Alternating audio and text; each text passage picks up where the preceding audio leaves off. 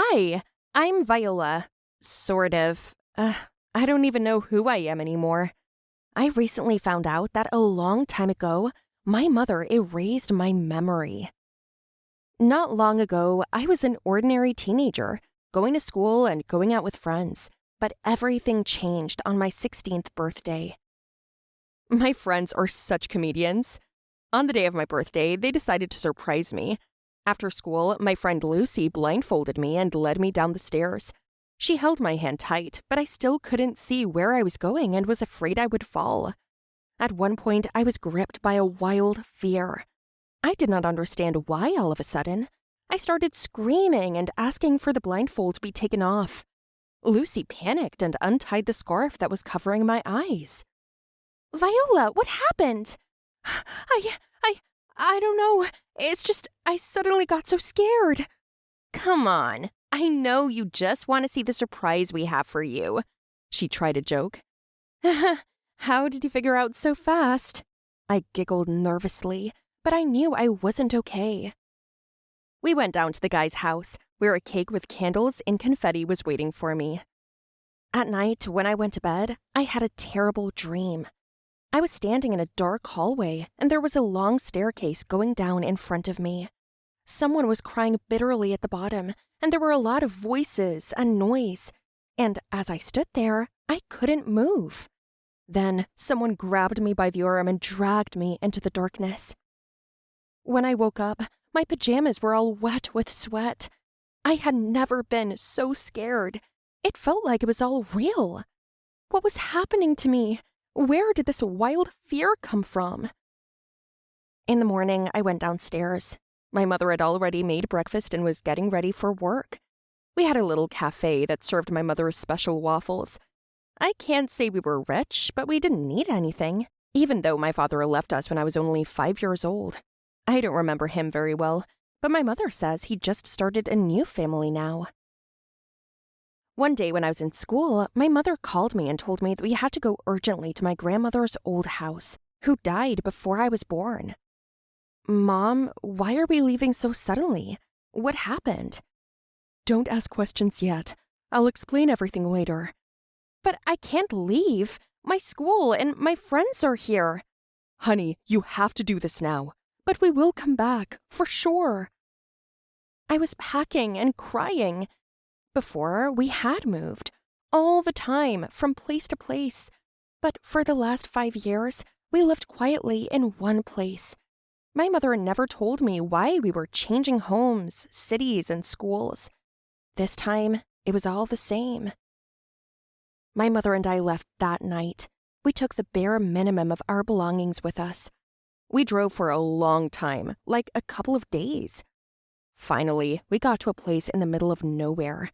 Mom stopped the car at an old house. It looked like it was about to fall apart.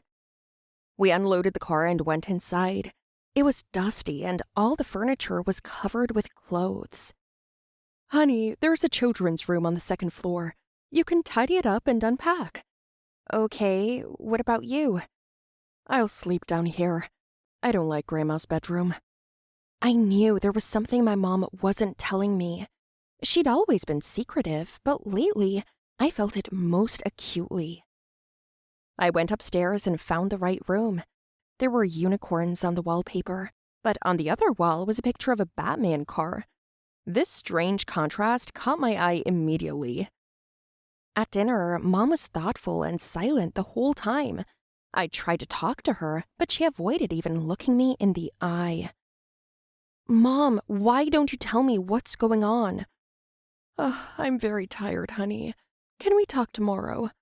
"Okay, but promise me that you'll tell me everything." "I promise." I had another nightmare that night. The same corridor and the same stairs downstairs. Someone came up behind me and put their hand over my mouth. I tried to get away, but I didn't have the strength.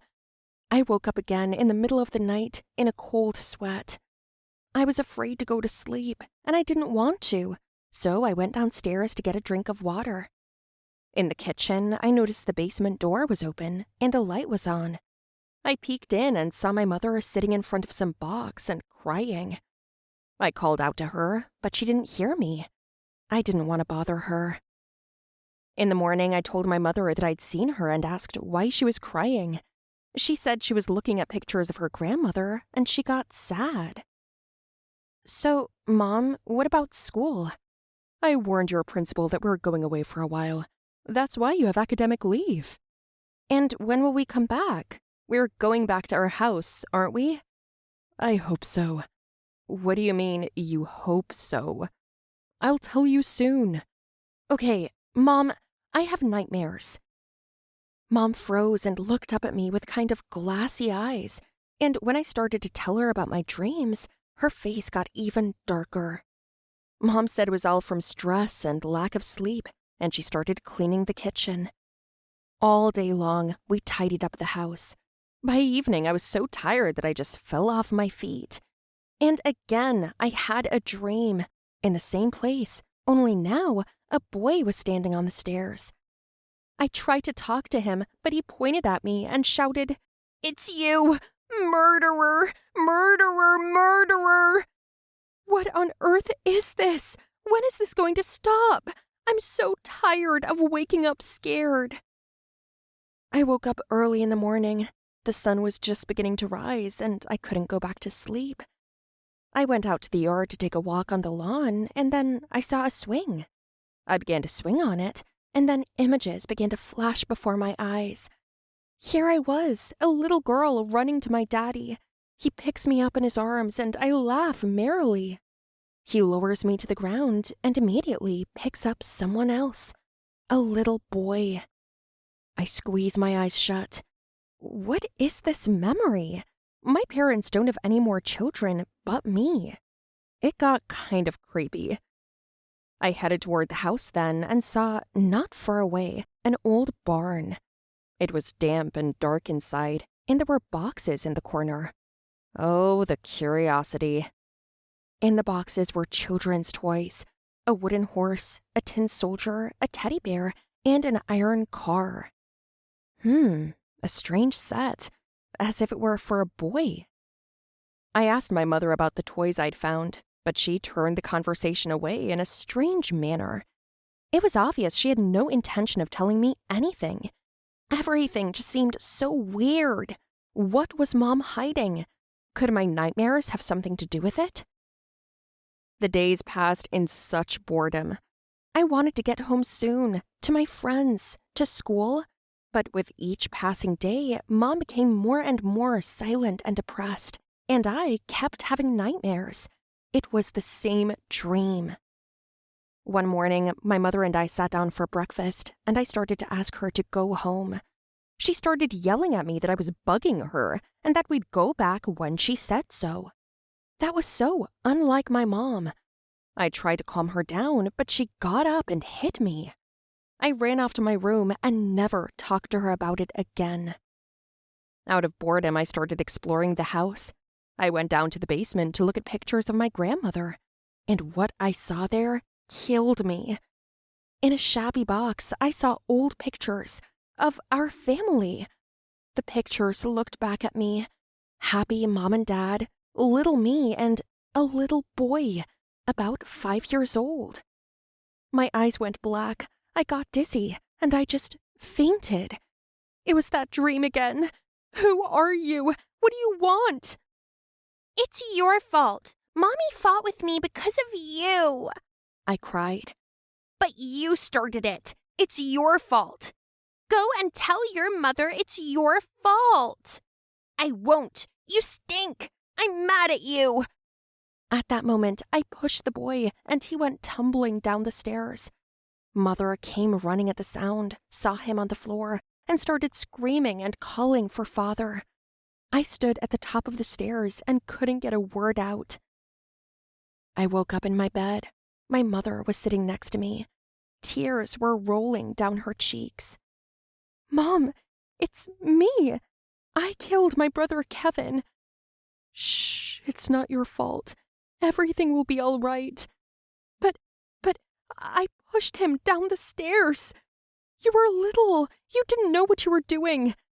Why didn't I remember all this time? And my mother told me that I was so tormented by guilt. I stopped eating and I stopped sleeping. And when I did fall asleep, I had nightmares, crying and calling my brother in my sleep. My father couldn't stand that kind of grief and just left us. I was the only reason my mother didn't go crazy. She couldn't live in such a nightmare for long either. So she took me and moved to another city. And to make our lives normal, she took me to a famous professor who hypnotized me. But he warned her right away that I might start remembering as I got older. My mother realized my memories were coming back when she heard me crying at night and how I was calling out for Kevin, asking for his forgiveness and making excuses to my parents. She realized it was time to tell me everything, but she just didn't know how to do it. That professor advised her to take me to the old house so I could remember everything on my own. After that, I didn't leave my room for days.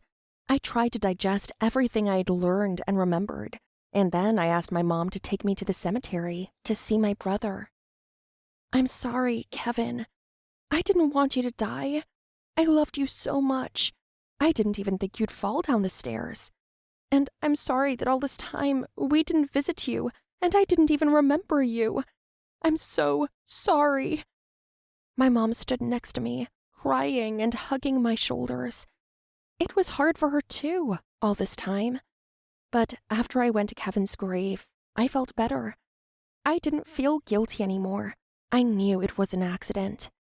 So my mom and I went home, and life went back to normal. Only now we visit Kevin's grave every year.